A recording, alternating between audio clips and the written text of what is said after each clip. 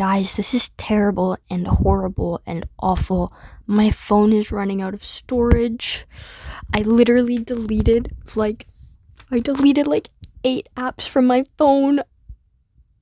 I deleted like 5 games. What do I do? I deleted spaces. Okay, so let's take a few steps back, huh? I am Coda. This is True Crime with Co. Today we will be speaking about Jeffory Dahmer. Okay? This podcast is dedicated to exploring the lives affected by true crime. At least this episode. I'm trying my very best to speak about the victims and not necessarily the person who did the crime, because everyone knows who Jeffory Dahmer is. Okay, everybody knows what he did, and I don't think the world needs another podcast, documentary, anything about this man. I think honestly, I haven't seen much about the victims, much about who they were, or anything like that. So today, that is our main focus. Okay. Today's episode is one of remembrance and respect for those who were affected, the families, the victims, everybody. Before we get started, I'm going to give you a quick summary of who Jeffory Dahmer was. Let me find that. Jeffory Dahmer was born May 21st, 1960. Less than 100 years ago. Crazy. So his place of birth was Milwaukee, Wisconsin, where most of his crimes were committed in that area, the United States. He died November 28th, 1994, at the age of 34 years old. He died in the correctional institution, I'm pretty sure to another prisoner.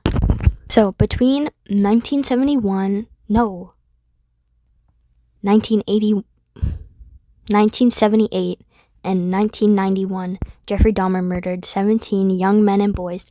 Headlines at the time focused on a lot of big headline labels like cannibalism, dismemberment, and he was labeled as the Milwaukee Monster. But under those headlines, there were people, and each story had a dream and a family. Oh, not what each story, I meant each person. Sorry. Each person with their own stories, dreams, and families. So, I'm going to give you a small glimpse into their lives, everything that I was able to find about these people. I'm going to give you their ages, who they were. 1 second.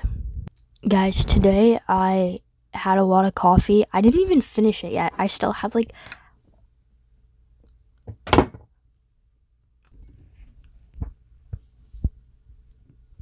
half a cup. It's kind of cold now. Sorry, got a bit off track. Okay, so this isn't in order of when they were killed or anything, but this is who they were. Okay, so Tony Hughes, he was 31. He was a deaf and mute aspiring model from Wisconsin. Tony communicated through sign language and deeply loved his family. His mother, Shirley Hughes, has been outspoken about the pain that was caused by the portrayal of her son's death in the media without the family's consent. She criticized the Netflix series for misinterpreting the events and using the victims' names without permission. So, Errol Lindsay, who was 19 years old, was known for his vibrant personality, and he had a daughter, Tatiana Banks, whom he never had the chance to meet. His sister, Rita Isbell, okay, delivered a powerful victim impact statement during the Dahmer trial, expressing her anger and grief. She also criticized Netflix for creating her statement without her consent, stating it felt like reliving the trauma. Edward W. Smith, he was 27 and a father of 3. Edward was remembered for his dedication to his family. His brother, J.W. Smith, spoke during the sentencing, emphasizing his family's loss and pain caused by Dahmer's actions. I'm gonna have some water.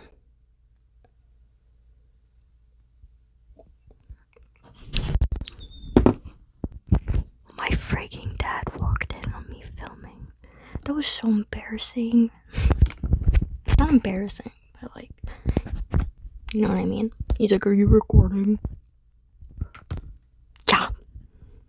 Okay, I think we were at Ernest Miller, who was 22 years old. He was a talented dancer, and he had aspirations to perform professionally as a dancer. His family described him as a joyful and creative individual. His niece, who was born after his death, was someone he never had the chance to meet, which is very, very upsetting.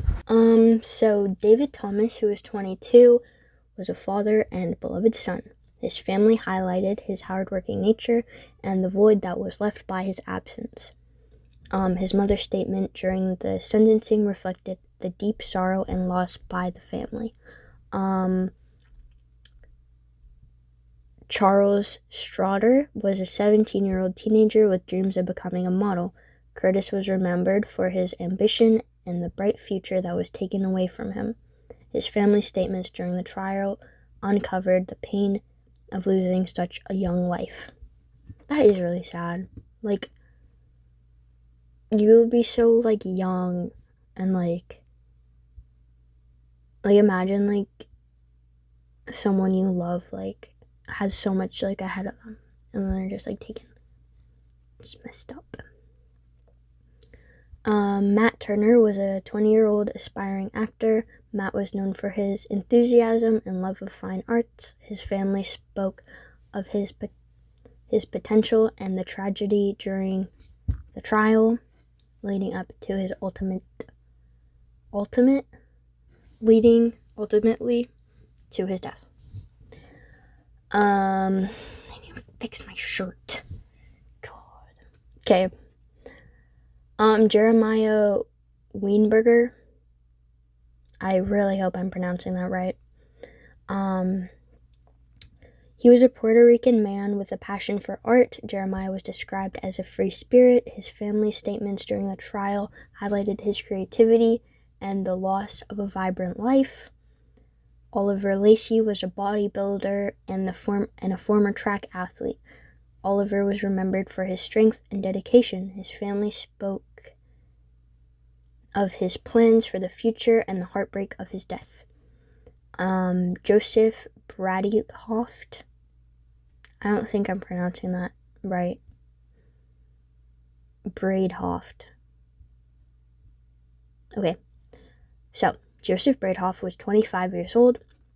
He was a father of 3, and he was described as a devoted family man. His family statements during the trial emphasized the tragedy of losing a parent. So, there are 3 family members who spoke out that I'm going to read a little bit about them. The families of Dahmer's victims have expressed profound grief and anger, especially regarding to how their loved ones have been portrayed in the media. Shirley Hughes, the mother of Tony Hughes, criticized Netflix series for misinterpreting the events of the victims' lives without consent. She expressed that such portrayals are harmful and show a lack of empathy.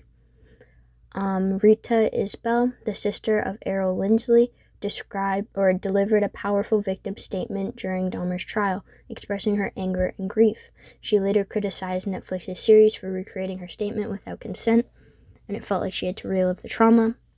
I think I said that, but I'm just summarizing that again. J.W. Smith was the brother of Edward Smith. He spoke out during the sentencing, emphasizing his family's loss and the pain caused by Dahmer's actions. He highlighted that Dahmer's crimes affected not just the victims, but their families as well. It is crucial to remember that these were not just victims. They're not just victims of a crime, they're individuals who had futures ahead of them, dreams, aspirations, and they were a whole human being just like you and me. So we have to respect that when we're talking about these crimes instead of just focusing on the actual crime. The way that their life was taken away from them, obviously, is very sad, disheartening, disgusting, but their lives are not summarized by the way that they were killed. Their lives as a whole were so much more than that, and they were a living, breathing human being, just like you and me. So, with that being said, we're going to talk about a failure of justice. The most heartbreaking aspect of this case was the sheer number of missed opportunities that there was to stop Jeffrey Dahmer before he affected so many lives, not just the victims, but the families. But none of these opportunities to catch him are as haunting as the case of Conorak synthesomphone. I'm going to try that again. Conorak synthesomphone. I wish I could pronounce that. I'm going to put it on the screen right there so you guys know what I'm trying to say, because I'm not pronouncing that right. Okay. So, this happened in May of 1991. Conorak escaped Jeffrey Dahmer's apartment. He was bleeding, dazed, and naked. 2 women called the police, but when the officers arrived, Jeffrey Dahmer convinced them that it was just a lover's quarrel, and despite the women's protests, they let Conorak go back to Jeffrey Dahmer's apartment with him. Less than an hour later, he lost his life. He was murdered. Conorak's older brother, Anouk, had previously been molested by Jeffrey Dahmer. The system failed not only his family once, but twice. These weren't just policing failures, they were failures of empathy, racism, homophobia, and ignorance, all in one. Victims were often people of color, often gay, and often living in the margins of society, and their lives didn't matter enough to the justice system until it was too late. Keep in mind that... where was it? Please keep in mind that Conorak was only 14 years old, and this is just disgusting. He was a 14-year-old boy. They had the opportunity to save a life of a child, and that was failed.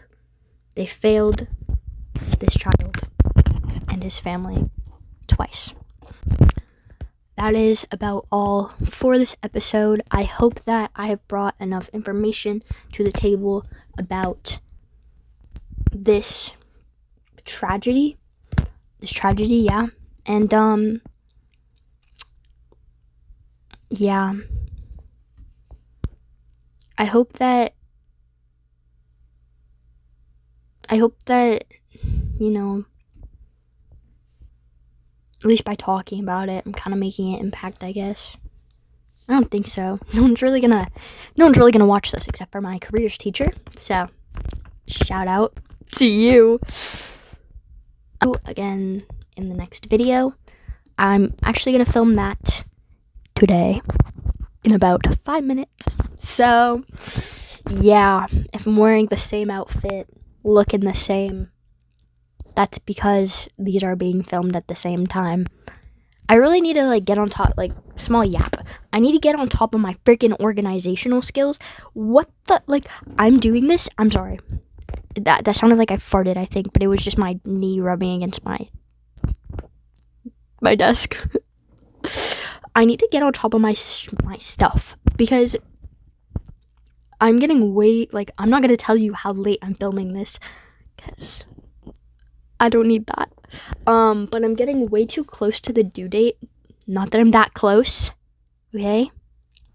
But I'm getting up there, and I really need to get on top of my stuff, because I keep on, like, excusing it. Like, I'm like, I'm too sad right now. I'm not motivated. Like, I already did the work. Like, I already have everything written out. I literally need to sit in front of my camera and talk for, like, a couple hours. Oh, my tummy hurts, guys. My tummy hurts real bad. But yeah, I'm trying to get this done.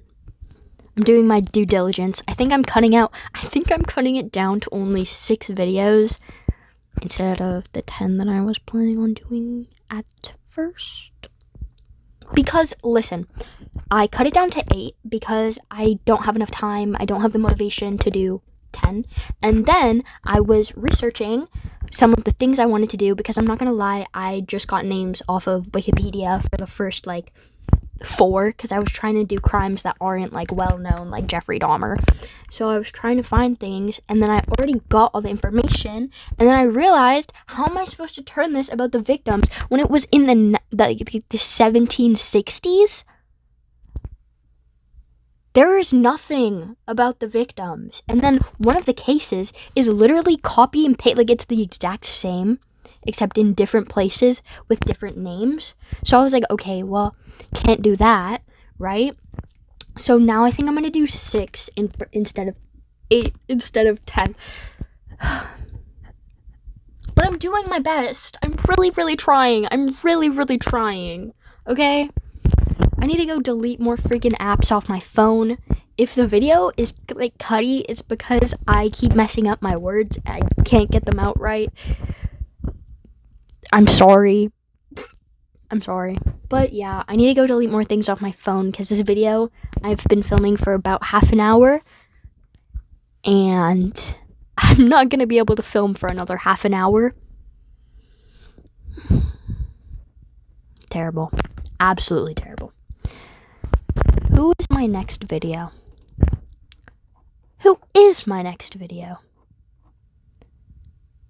That's a good question. Did I film Rodney Allica? I don't know. I think I did. If not, I'm gonna film that today. I need to cut this out. I can't be admitting that I'm not organized. I just said I'm trying to be more organized. Okay, I need to stop filming. Okay. Thank you for coming. I might have already said that. Thank you for coming to True Crime with Co. Sorry if you had to listen to that last 5 minutes. 5 minutes of me just talking out of my ass. I'm allowed to swear in this, right? Please don't take away marks. I'm pretty sure in my, like, thing I was like, there might be coarse language. Anyway, thank you for coming. Thank you for listening. I hope that this was a more successful episode compared to my last 2 or 3. I'm getting better at reading, I think, like, out loud, which is awesome. I'm not messing up as much. Less editing for me to do. Hey, fist bump. Okay, I'm gonna go film some more and delete some games. Okay, bye.